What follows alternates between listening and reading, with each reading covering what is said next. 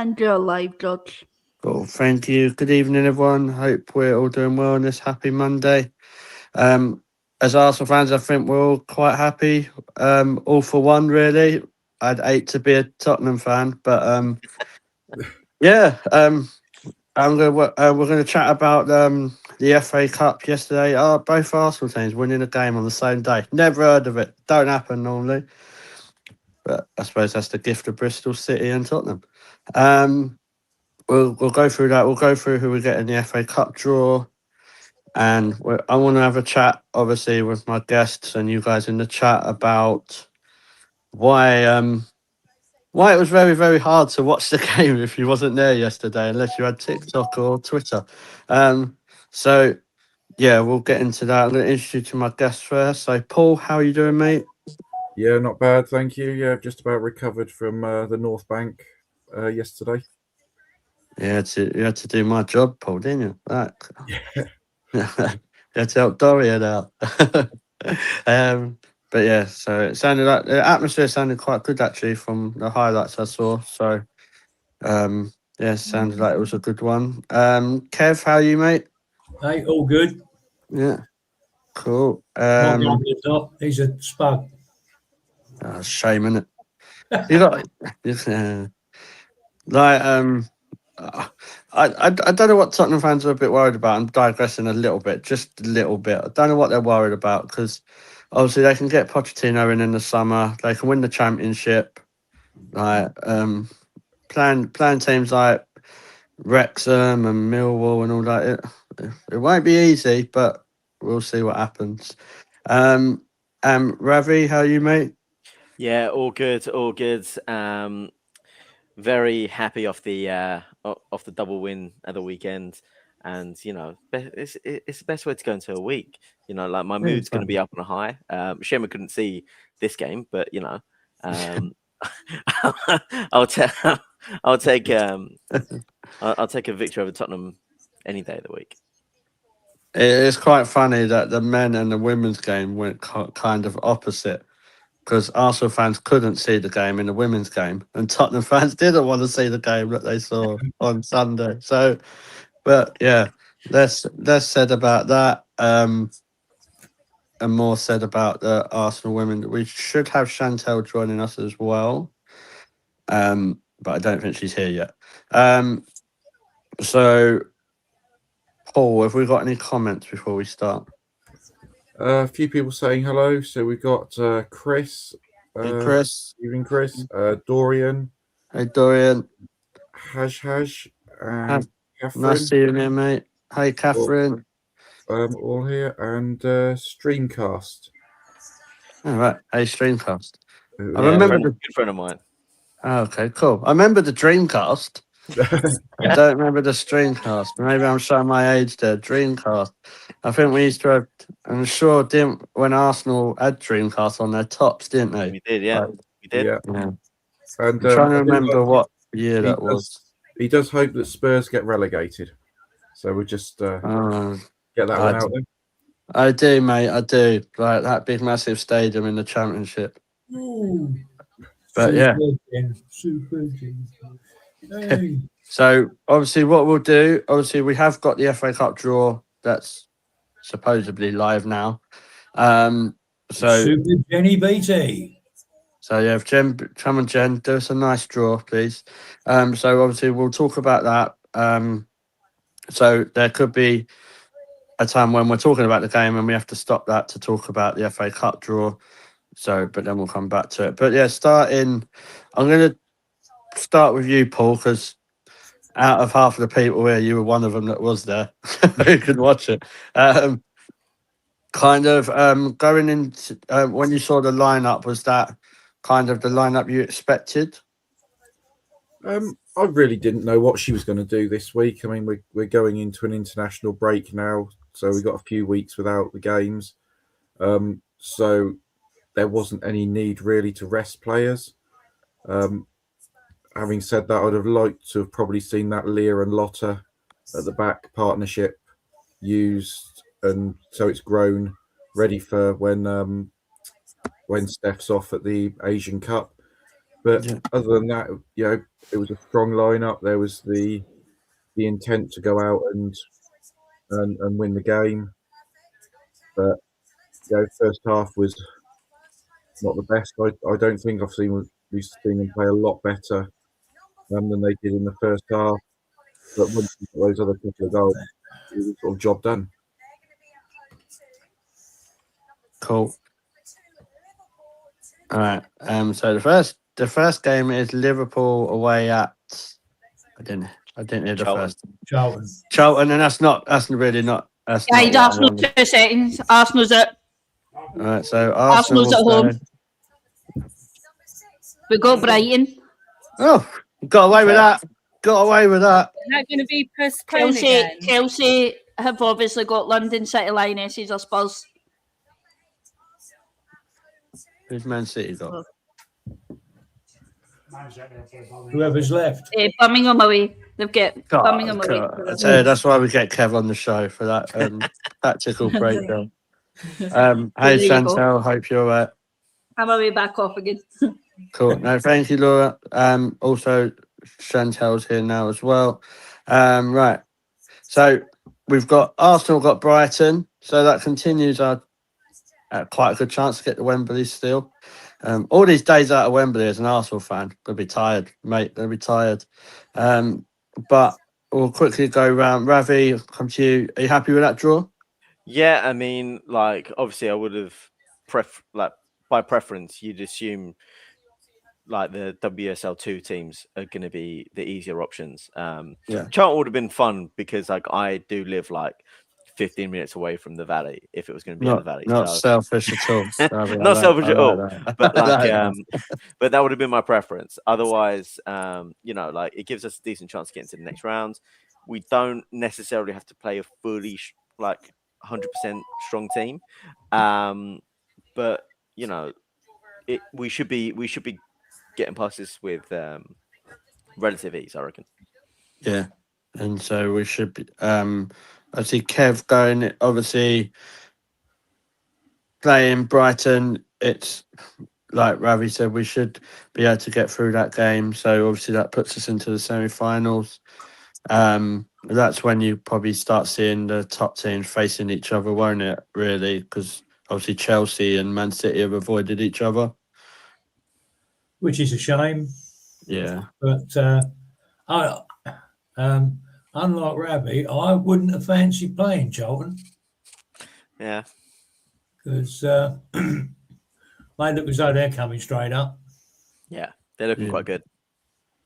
I've never been to the Valley, so it's a nice little stadium, actually. Yeah, my first ever Arsenal women's game I saw. I think it was either the Valley or the New Den. I can't remember which came first. FA Cup finals, 1999, I think it was. Yeah, nice. Hey Ryan, hope you're all right, mate. Man City getting the easier draws per. Yeah. Would it be funny if Birmingham done them though, wouldn't it? But yeah, have we got Chantal here? Yeah. Yeah. Well, Chantal, was you at the game yesterday? I was. Okay, cool. What was your thoughts going into the lineup? Yeah, to be honest, I was a little bit shocked that we kind of had our standard starting 11. Like Paul said, I wanted to see a bit of a change up, maybe having Smeela starting and Leah and Lotta starting. Obviously, we know Steph and Caitlin are going away in March. And they'll be back, because I think the final is March the 7th, isn't it? Before it all finishes with the She Believes Cup. But it was just, I just thought it was a time to try new things. Maybe rest Mario, because she, on Wednesday against Louvain in training, it looked like she had niggled her ankle, but continued to play majority of the game. So I think it was only against Bristol, who weren't that threatening at times. So I feel like we could have rested some players that are obviously going to have big international breaks or international. She believes in that lot. Yeah, I think the thing with like obviously with like Leo and players playing like that, I think we still need to get she needs to get some more game time as well. I would have probably rested Mario to be fair, but don't think we've got many options at the minute, and No, that's a bit not at the moment. like Palova. I thought they could have started maybe her instead of Mariona. Ravi, I'm not coming to you because I know you didn't see the game. Yeah. So I'm not leaving you out. So don't think I'll be No, coming to you it's all about good. the I'm literally next point. just looking at like match stats and like Okay. trying to get like up to date with like what happened, Yeah, starting teams fair. and everything, substitutions. So No, that's cool. Kev, obviously, Kimmy Little got another goal back to back now. Does how do you think she played? Obviously, we know that she plays quite well, near enough every game. She's the glue that holds our midfield together. But how do you think her game was yesterday? Standard Kimmy Little performance. Yeah, Loads of heart, loads and never stops. And it was purely that got her a goal. She had her blinkers on for that one. Yeah. But Kimmy's Kimmy. That's you're never going to replace her. no. I think she's like one of those legendary players that people say, "Oh, you're going to bring in to replace her." Like if you're looking at the men's side of it, like what we had with Dennis Bergkamp, she's for me that kind of ilk that you don't replace those players, do you? You have to learn to get on adapt to with without them. them. Yeah. So, but yeah, that's good. Paul, obviously, like we had a chat last week, wasn't it, about Leah Williamson probably starting this game. How do you think she done? It was good to see her getting a good few minutes, wasn't it? Yeah, it was good to see her get the start. The pitch looked in better shape than it did midweek, and obviously the weather conditions were a lot better. So yeah, I was not frightened to see her playing, whereas I would have been if I'd have seen her in the starting lineup midweek. But yeah, great to see her get the full 90 minutes, and yeah, now she goes into the internationals. Hopefully, comes out of those unscathed. Fingers crossed, and yeah, ready for the last run-in where we smash that small team from Fulham in the Champions League, and yeah, go on to win a few more trophies. Yeah. Ravi, obviously, I know you didn't watch the game, but this point's more of a general point. We spoke about Chloe Kelly. Everyone's groaned in the chat now. Oh, George is off. Kind of yesterday's game was more, I thought, a good game for her to kind of get some more minutes under her belt. Actually, probably try and maybe grab a couple of assists, couple of goals. I think she might have got one assist. I might be wrong with that though, and she got one against Leuven. I know that. Where do you stand with Chloe Kelly at the minute? Because her level needs to really improve, doesn't it? Now she's getting a good, say, 2 or 3 games run. yeah, I'd say so, but I do think, but I'm not sure sort of like if there's any sort of like lasting impacts from the injury troubles and all that she had. Like we've spoken about our winger situation plenty across the last couple of weeks, especially, and I think Caitlin Ford is the one where we kind of look at and say she's not performing to the level required, and the real question for me is, if we had a fit Chloe Kelly, would Caitlin Ford have been playing all those games? And I don't really think that she would have. I think Chloe Kelly would have started quite a few of those games. I do like the fact that she got 70 minutes under her belt here. She played, by all accounts, I think quite well. I didn't really see anything that she didn't play well in this game. But I would like to see a bit more from her. I think she's got a lot of quality about her game, and like Olivia Smith, she's got that tendency of like taking a chance from outside the box, and just maybe a poacher in the box can get a rebound. Maybe we win a corner. Maybe she even scores from it. Like we've seen winning goals, equalizers, come from Chloe Kelly with those chances. So there is more to come from her, and I think it's just getting fully fit and getting that consistency and getting more minutes in. Yeah.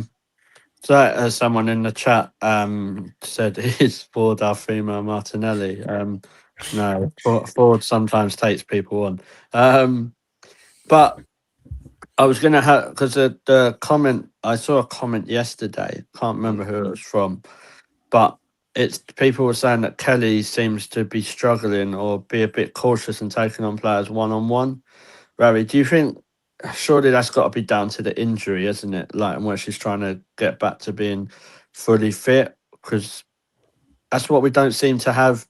Like, our wingers don't seem to do that as much as they used to, do they? Well, I think if it happens with multiple wingers, you've got to question: is it a confidence thing, or is it a team instruction kind of thing? Like, if they're told to sort of like play a bit inwards and like keep the ball moving and pass it rather than dribble with it, then that could be a symptom of sort of like the system more than anything else. I do think she's incredibly quick, and she, like, we've seen her go past so many fullbacks and whip balls in left, right, and center. I just think maybe it's a system thing that they've been told don't run at defenders as much. Maybe pass the ball and like pick a safer option instead of like trying to go around your like pass the defender or anything like that. But yeah, I think she's talented. I think she can do that. And Yeah. same with our other wingers, but it's just getting the consistency. I think the frustration is that Chantel, is that we've seen this with Chloe Kelly, haven't we? We've seen her be able to take players on, score some important goals. So do you think it's just down to fitness and we just need to be a little bit more patient? Yeah, it's a hard one. Obviously, when she first came to us, she had the whole mental load of like what happened with City and that, and then she seemed to have like grown in, and we saw a bit of the old Kelly come back, and then she picked up that injury and she's slowly coming back. So maybe it's a bit of hesitation. Where is she not fully trusting her own body to be able to do the things that she could do? But also, like Ravi said, I think it is a bit of our formation, because you'll see like Fox and McCabe come up as more of a winger position where they overlap with Kelly and Ford, and then it seems to be they pass it on to then cross it in, or it just gets passed around the box. And I think by the time we've got the ball up to these areas, the likes of Russo and Frida are so deep that by the time we get up there, there's no one to cross the ball into. Because my statement I made yesterday was, when we warm up and the girls have their shots and then they do the 1-2 and cross it in, they are like crossing it in, tapping it in, people are there.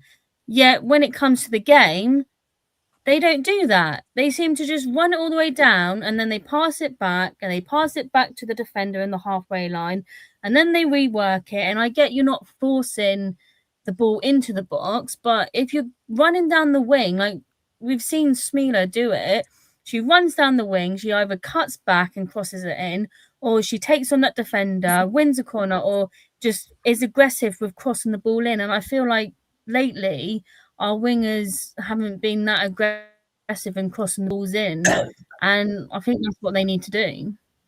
Yeah. Also, evening BX Gunner, I hope you're doing all right, mate. Yeah, I agree about Olivia Smith. She's been brilliant. I'm glad she's ours as well, to be fair.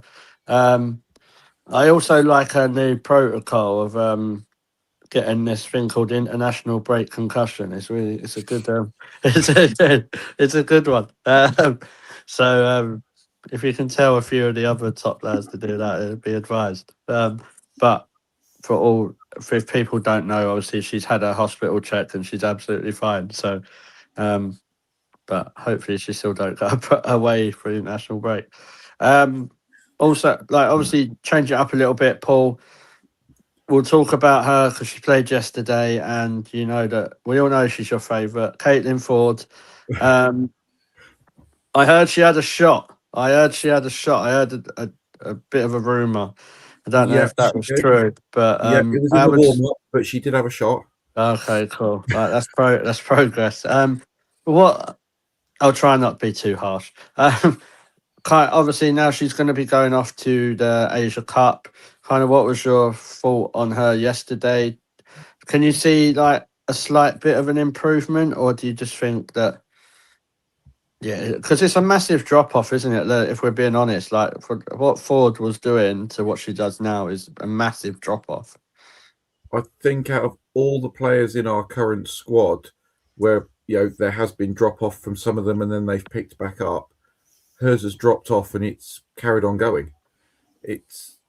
I just can't see any way back for her at the moment, unless in the next sort of 3 or 4 weeks while she's back on the international scene, that she has a sort of a reset and finds that form that she was in last season. Yeah. And hopefully comes back, a different player, or as good as before. But there was just, I mean, she was there yesterday. She was making a few runs and she was getting into the box a few times, but it just didn't fill me with confidence. What do you think that's down to, Paul? Though, like, do you think? Let's be honest. We know she's had some injuries in that time, and probably, obviously, the way Meadows been playing and Smith, let's not get that twisted, our two best wingers. But so, do you think it's just a loss of confidence, or do you think there's more to it? Like maybe she's been told that her contract's not going to be renewed. It could be a number of things, I guess. But as a fan, what do you think? What do you think she's not doing? What she was doing? That's a probably obvious question, but I mean, there's so many different things. Whether it's just the injuries she's had and she's not confident to carry on the way she was, because she might pick up a similar one. Whether she knows she's going at the end of the season and she's really, she may have even signed a pre-contract somewhere else, so she's not even sort of showing off her skills trying to get a new contract if she's already done a deal. So there's loads of different things, or it could be a little bit of all of them. Yeah, it's just such a shame because we know how good a player she can be. Yeah, no, if she's not someone obviously I would keep now, but or before, but I think it was a question before, like when you had that many options on the wing, it was a nice option to have. So hopefully she'll come back a different player after the Asia Cup, and then she can just still offer us some stuff going forward for the rest of the season. Kev, obviously I'm going to come to you. We'll talk about obviously Russo and that. Obviously she played again. I know she missed a penalty, but at least we tried something different. Russo taking a penalty. But how do you think she done? Obviously ignoring the penalty miss. Do you think do you think it was a game that she really needed to play? No, she didn't need to play in that one. Yeah, but yeah, she worked as hard as ever. The penalty, it was a good save, but yeah, she could have put it a bit more in the corner and maybe lower, rather than a perfect height for the keeper. Yeah, it was a workmanlike performance, as with the whole team. Really, it was a professional performance. Did enough, without doing too much. Yeah, we didn't need to overexert, really, did we? To be honest. No. Right. We won the game 3-0. That I think it's probably been decided that the third goal was an own goal. even though I think Frieda's done as much to try and claim that was her goal. Ravi, just on Frieda generally, Yep. obviously she's in the last couple of games she's been involved in goal involvements and stuff. We're looking at a busy summer. I think we all know that. Do you see a place for Frieda still in that squad? Because I don't see her as a first 11.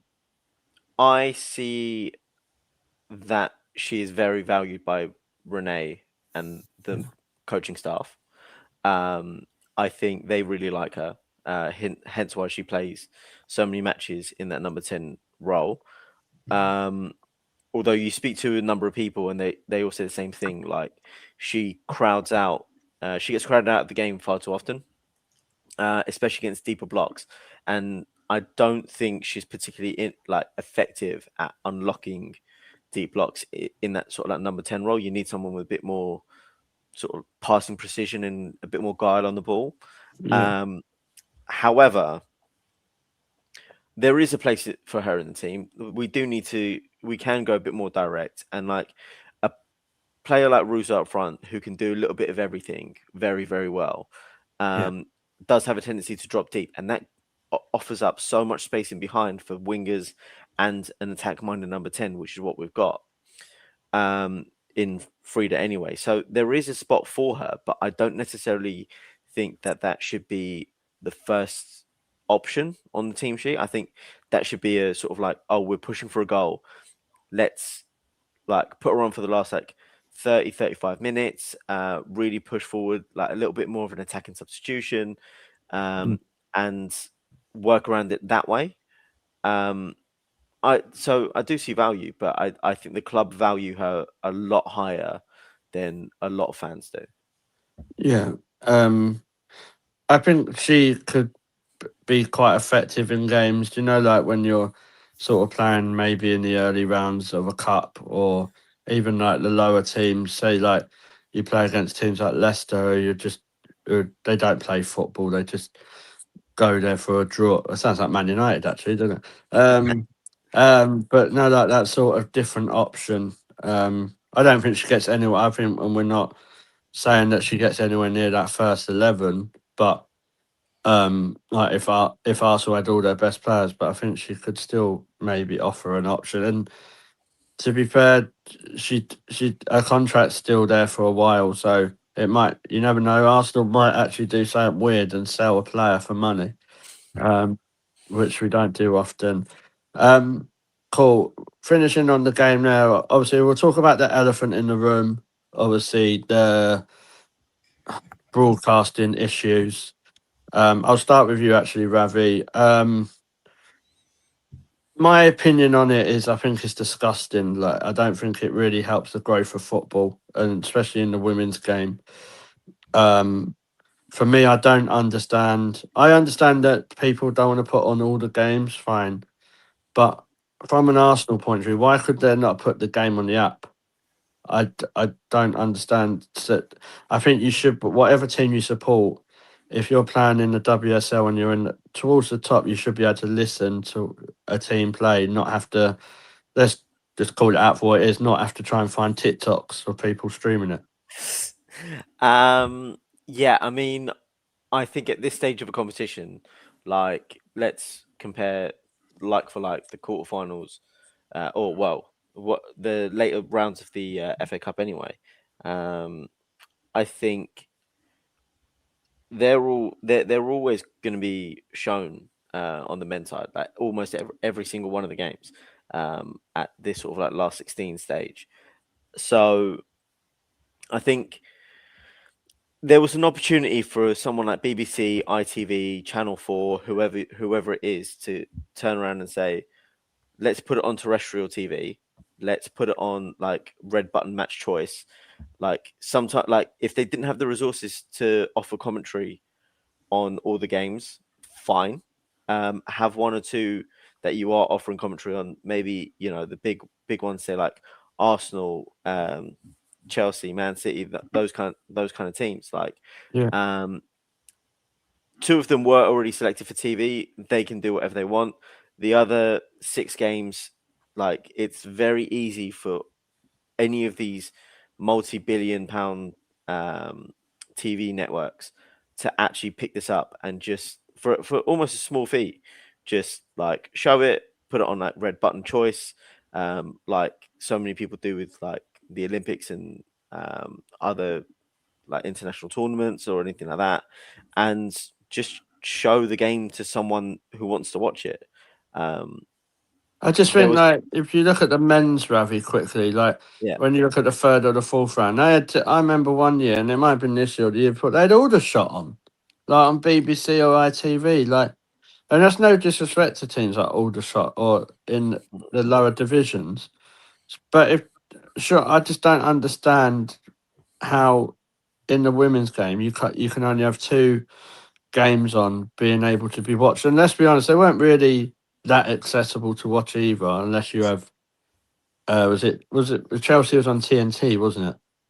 Think so, yeah. Yeah. Yeah, it's like so. But how is that growing women's football? I just think like, and you go from before on the FA player, they had every single game. Yeah, I mean, that's how. So when I first started to watch the Arsenal women's team and really seek out the football, my dad and I were watching it on the FA player like every other week. And you know, it serves a purpose, but with the rising TV networks, maybe there's some prohibiting factors in some of these agreements that says, "Oh, we're showing this game. No one else is allowed to show any of the other games." But like that doesn't, like you said, that doesn't grow the game. Like that doesn't appeal to people. Like it doesn't make it accessible. And I think there is a wider conversation that needs to be had about, and both across men's and women's football, about how people are being priced out of football time and time again, like to Yeah. a point where like almost nothing bar match of the day happens Yeah. on terrestrial TV. Like I remember waking up watching the rerun of Match of the Day on Sunday mornings and then watching the um, Italian football highlights on Channel 4 immediately I afterwards. remember Like that. Yeah, it was a great time. Like, and everyone would come in to school on the following Monday, and everyone would be talking about both things: Match of the Day and the Italian football. And now you get to a point where, like, as I grew older, and Sky Sports and all these networks started pricing people out of football, less and less people were talking about the game. And I'm even, you know, working with some younger people in my office who grew up not having access to any football on TV. So, you know, it's one of those things where it's just like games need to be shown. It's not very difficult to basically just hijack one of like the cameras and like show that on your channel. Like the game is going to be recorded anyway. Like that's the it's thing. just using the feed. Yeah, and they showed obviously there was obviously people there because they'd shown the highlights today. I Yeah. think that's more that like I find frustrating is that they could have done that. And it's like what Dorian has said, and it's a really, really good point.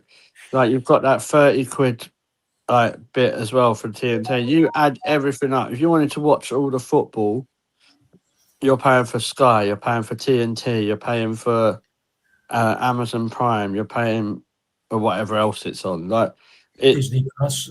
Disney Plus, Yeah. that's it. Like you think that I'm not even joking. I reckon that's about nearly 200 quid just on subscriptions for football. Yeah, pretty much. How is Like that feasible? it's it's really difficult. And you know, there is a whole thing on, you know, like piracy and people obtaining means to watch games. And like I've had it I've had a conversation with a friend of mine. Like her boyfriend lives out in America, and he gets to watch every single game. Fine, there's a time difference and whatnot, but he gets to watch every single game in a like on like NBC Sport or whatever it is, and like it's just unbelievable that we can't in this country watch our own games. And it's not even about the Premier League games. It's even going No, down to the Championship, like yeah, even going down to other WSL teams and stuff like that. Like, why can't they be more accessible? Yeah, I just don't. I don't think there's any excuse for it really. Reese, good to have you here, mate, and Detroit Cleaner, good to have you here. Reese, I'm more concerned. Why did you have to go to Aldershot? Like that's what I want to know. Answer me that. Why? That's got to be a game. That can't be a stag do or something. But yeah. Kev, obviously, chatting about obviously the broadcasting. Also, like what Dorian said, is if these teams, if the broadcasters can't put a commentary on and stuff, they should lose that game and be able to let people on YouTube or even the fact like the teams apps like for example the Arsenal app should have been able to play that yesterday, shouldn't they? Absolutely, yeah. Like I say, the whole idea of setting up this new company to run the WSL was to grow the game. And the deals they've struck are going in the opposite direction. So, I really don't know what they're playing at. And Tottenham are 1-0 up against London City. Dear, oh dear. I forgot they were playing, to be honest. But yeah, it's showing that one. But this is what I mean. Like, so they can show Chelsea, Man United, which fine. I get that.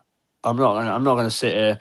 Like, I don't think anyone here is going to say, "Oh, I don't understand why they've shown Chelsea, Man United over Arsenal versus Bristol City." Like, we're not that deluded. But each game should be able to be. You should be able to get it somewhere. You're telling me, like, what time was that? 1 o'clock on a Sunday. They couldn't. I suppose they'll say it would have clashed with the men's Premier League. But you're telling me they couldn't find somewhere like a It's a radio Sunday. channel? Yeah, but they couldn't have found a radio channel just to put the game on. Or if they don't want it to clash on BBC or TalkSport, fine, or BBC London, whatever. Why wasn't you allowed to listen to it on the app? And then why were people told, oh, you're not allowed to stream that? How else? Like, I just don't get it personally. I don't understand how that helps the growth of women's football.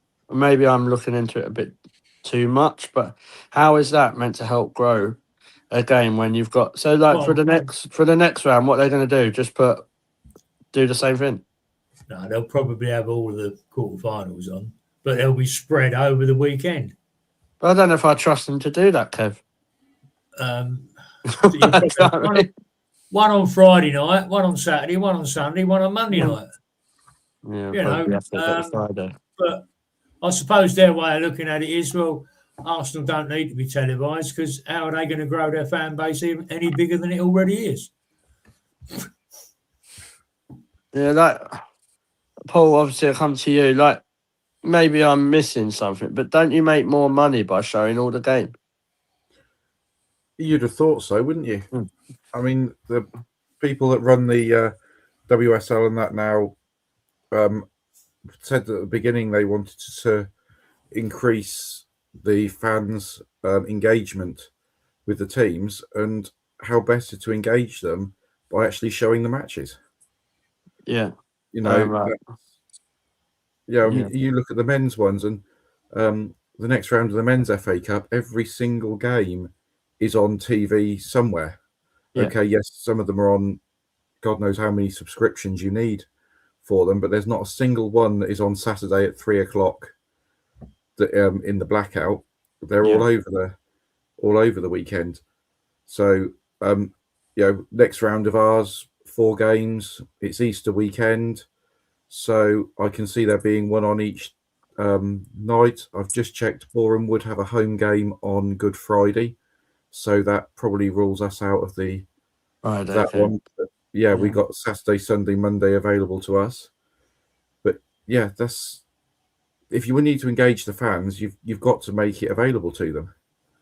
Yeah, once again, I don't think of the fans. I just no, fans are minor in football. Yeah, just look at Brighton. That's why I'm kind of glad that Owner can't call it off. But yeah, like I get what people are saying about the men's games, but you have to look at it without being like you've got to try and look at it level-headed. Yeah, that could be a reason why they say that they can't put an FA Cup game on the radio. That was my point. I'm not saying that that's right or that's wrong, but I can't see them. I couldn't have seen them putting Birmingham versus Chatham on instead of Liverpool versus Nottingham Forest. That's just realistic. So, but there's no reason that these games shouldn't be able to be played through a club's app, is there, Chantel? Like, for example, like we keep saying, the Arsenal app could have had that game on. Oh, completely. Like we've seen it in games that haven't even been that important either. So to have it as an FA Cup game, like we all know how supportive and like I'm trying to think of the word, like passionate all the Arsenal fans are, and we show it game in, game out each week, turning up at games, and like sadly, the real life is not everyone can make games because of living situations, transport, money, work commitments. So like the club says they appreciate the fans, but what are you showing to the fans? Even if they said for the whole season it's £10, and if you subscribe to that £10, you can have access to watch the games on the app. And I think more than majority of the fans would pay that £10 if it meant that they could have access to watching every game Arsenal plays through the Arsenal app. And they're making that loads of money that way. I don't think it costs that much to pay a cameraman to sit up on the shelter, moving it side to side to whichever side the ball's on. And it's just disappointing because I think it's little situations like this that you just see the inequality between the men and the women's football. And no one's saying let the women's football be bigger and better than the men's, but give us the same treatment. Yeah. Like you see all these big clubs and saying like, oh, get into football, let's be healthy, let's do sports and that lot. You're not even showing a fucking game to a kid who can't get to it. And that's the generation you want to aim it at to now. And you're just not meeting the expectations of what we need to have. Yeah, it's a good point by Dorian. You need someone to wipe the Sorry, lens that was as a bit of well. a rant. It's a bit of a talented job. I forgot they need two people for that. Yeah. Like I agree with Catherine why they couldn't have put it on the website. That's been more what my point is. Ravi, kind of coming to you again. I'm in the belief that it's not really. I wouldn't say it's Arsenal that have done this. Obviously, surely this has just come from the broadcasters. But do you think as a club they could put a stance against it, or do you think it's a lot more complicated than that? Because it seems to be a lot more complicated than that. I'm not really into blaming Arsenal. Yeah, I mean, it is more complicated than that. And like I've worked in TV myself, and I've seen some of these like contracts that all these channels come out with, and like there are exclusivity agreements. There are these sorts of things where they like, say TNT wanted to show Chelsea versus United as their premier game. They've probably put in a clause in there saying, "All right, we'll pay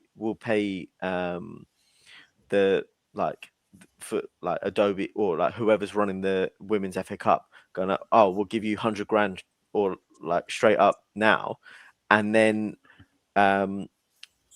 that's you sort that's us paying for basically to show this game on its own, and just like on an exclusivity basis. But then if the other games are scheduled at different times, then there's nothing really prohibiting other networks from having the game. Like it doesn't make sense why you can't just negotiate multiple deals and just say, look, fine, if you want to pay 100 grand for this one game, fine, you do that, but then we'll put the other games on at other times and like to other people. I think what there is also an opportunity for as well is like the more games you have, the more chance you can sort of like stop giving experience to younger commentators, to newer presenters, new like all this new talent that you can get in the next like 15, 20 years. Like everyone's talking succession planning after Gary Lineker's left Match of the Day, and they've now split it across 3 competent, good hosts. But like they have to get some experience somewhere. Like in 10 years, who's going to replace them? Be us, wouldn't it? Well, it like honestly, like what? It'd be a dream gig for me to do that. But like, it's one of those. It is one of those things where you think about going like, if there is no pathway for, say, new commentators, new camera people, new presenters, like Then there what's the is, point? then what is the point of all this? Yeah. Like people are being priced out of the game anyway. Why are you prohibiting opportunities to basically cheat like labor in that sort of role because they just want to get experience as well? The thing I don't understand, and it might be me just being stupid, is I don't understand how they can show the highlights today with commentary on it, but they can't show the game when it's actually on. Am I being a bit thick here? It depends. Like what I want to know, what I would like to know is, was commentary recorded then and there, or was it done retrospectively? Like, is there some little commentator sitting there like commentating on all these games before they're put up onto the site? Yes or no? Have Arsenal set their own commentator there to do commentary on the game to show it at a later date? Yes or no? Like, if there is someone there to do these things, then surely it won't cost much more to put the game on TV. If anything, it's going to make you more money. Otherwise, it's just a cost exercise, and you're just paying for it for kind of reasons. And I just think the more people that watch the game, the more people that are going to get involved with it, whether it's players, whether it's coaches, whether it's referees, whether it's and it's me going back onto the whole commentators presenters thing. Like, the more football that's on TV, the better it is. Yeah, we are going to have to be careful though, because you're talking a lot of common sense there, and I don't think they're gonna. I don't think the people, the higher Bs, are actually used to that. Get me into the FA. Yeah, exactly right. You'll be head of FA, so like, but I completely agree, mate. I just think it's ridiculous. Like, so I listened to the highlights earlier. So obviously, if people in the chat have watched it, obviously you'll be able to tell more visually. But it did sound like the commentating was being done as the game was kind of going on. So it didn't seem like how it normally does. So obviously, people that have seen the highlights, you can correct me on that, obviously. But there was camera crews and everything there, and like Arsenal was there as itself. This is what I don't understand, is why, like you said, if that game's exclusive, then you play games at a different time, which I get. But I don't think in 2026 there should be a time when you can't listen to an FA Cup 5th round game. Like in the women's, because let's be honest, it's not. I don't think it's as big as the men's same teams, is it? I'm assuming. Like, what I mean, number wise, not. So you can understand when they don't put all the men's games on, but I just a bigger point as well, I've just thought of, is how are teams like, for example, you had Chatham Town, didn't you? Were they playing Birmingham? I think so, yeah. Yeah. So how are teams like that how are they meant to get any financial gain from stuff like that if they play a bigger team, if they're not even got TV rights? And it's not even about Chatham Town as a team. Like, for example, it's even talent spotting as well. Like, if the games aren't accessible for scouts to even watch live, like, fine, they might have their other resource, like in the industry resources to watch these games. But like, surely, like, if more games are televised, these players who, like, someone from Chatham Town might have had an absolute blinder of a game that attracts the interest of someone like a Charlton, a Brighton, like someone like that, and then like they maybe get WSL opportunities down the line. Like, it's I just don't understand the reluctance to just show something on TV, even if it's hidden behind like a red button, like activation or like whatever. Just like have the option there. Like, if these people are there to, with the cameras, with the commentary, with whatever, it's surely not any material amount of money more for these big businesses to put on this game. I just think the FA could have worked with whoever the broadcasters were going to be, because surely they could have, because obviously they got rid of the FA player, didn't they? Yeah. But could they not have worked with a broadcaster to say, right, whatever games you're not having, we're going to play on the FA player? Surely that's going to generate more money. I do think there's a conversation that needs to be had about when we're told that the FA want to grow the women's game, what does that mean? Does that mean that they are going to generate more money from sponsorship revenue from Barclays and the TV channels? Or does that mean that they're actually going to put resources into the game to help grow participation and help grow interest within that? Like, it's not a double-edged sword. You're not doing one to spite the other. You can do both things. And I think that's where I'm really struggling with decisions that the FA have made, in that, why are you not promoting this after 2 back-to-back European Championship wins for the Lionesses? Why are you not doubling down on Arsenal winning the Champions League and whatever they're calling the World Cup thing? Like, why are you not capitalizing on this? Like, it's literally handed to you on a silver platter. Like, there's so many people going to the Arsenal games. There's so many people going to Lioness games. Like, why is this not being capitalized on? Like, You're surely not going there's to have a someone better platform to build off. Like, it doesn't make any sense. Like, as Laura just put in there, like, the FA player was a shambles, yes, but it was a way for people to watch the game. People complained about it, yeah, fine, sure, but at least they could watch the game. And even if you want to throw a little advert at the bottom of the screen, fine, get some ad revenue out of it that way. Put an advert on during halftime, fine. But like, whatever you want to do, just like, let us watch it. Just let us watch football. Can I add to Ravi's point that, like, obviously, how he said, like, yeah, the FA player was a shambles, but still, we still have the same issue with our own camera of having to have it wiped because our camera's just as bad sometimes. Just like you said, make it accessible. But going back to like having like lower teams in the WSL2 go up against the likes of Arsenal, City, and that lot. Like, so I'm from Southampton, and Bournemouth obviously played Man City, and that was such a big deal for Bournemouth getting that far, playing a team of like a WSL team.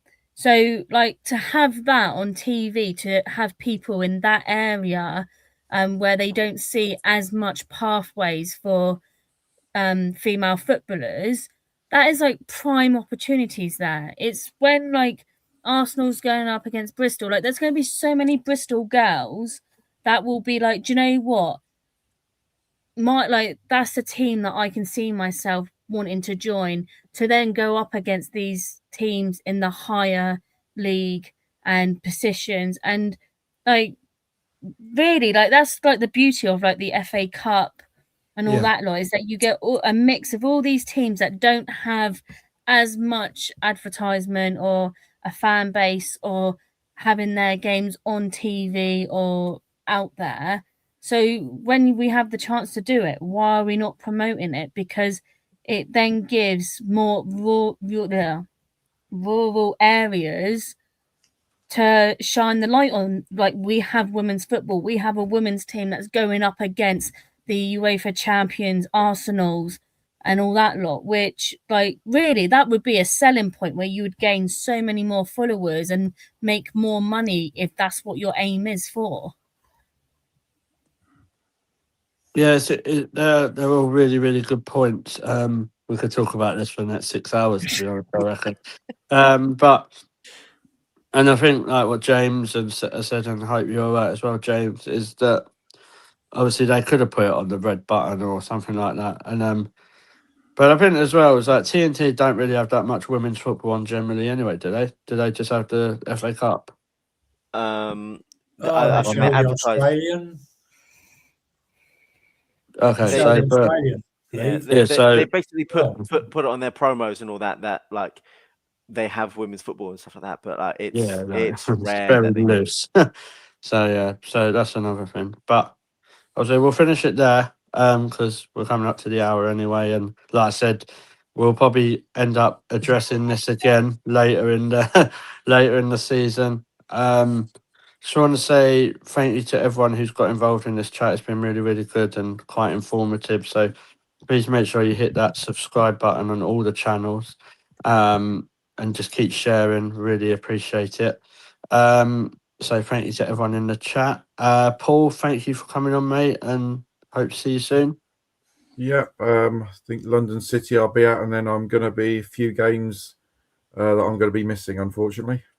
You're doing a George. That's fine. Yeah, I'll be at Lionesses. So why would I not turn down 11:55 a.m. on a Sunday near Bromley? can't beat it. Yeah, oh, you probably could quite a few times, but I'd rather be Shan- there than that toilet bowl. well, yeah, exactly. What one? So yeah, Chantel, thanks for coming back on. It's been great. I know you ain't been on for a while, but it's good to have you back. Yeah, sadly with coaching and that, luckily my team's made it to the cup final, so that's taken a lot of my time up at the moment. But it's good to be back, and hopefully we'll be on a lot more.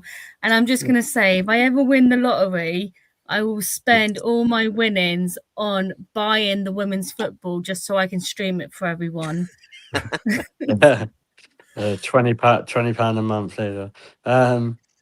Yeah, but it's good to have you back on. Even Chris thought you was a new person, so that's how long you've not been on. But it's I good to have you know.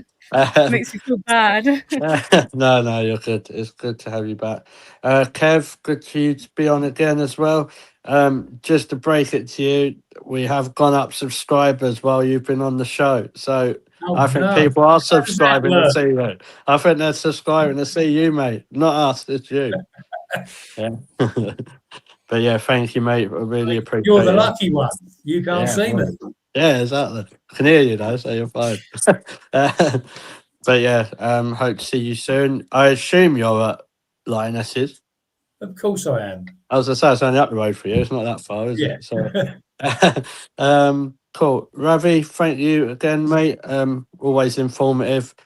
We have to get you on because everyone says in the chat, "Call that Ravi. He talks sense. He does." So we've had to go professional this week. So we've got Rav back on. Yeah, no worries. Always good to be on, and thanks for having me have a little rant. Yeah. No, good. Also, like, just obviously next few weeks, me and Ravi should be back doing the FPL stuff. So, if you want to laugh how crap my team is, or I don't think Ravi's been much better. So, I don't think I have now.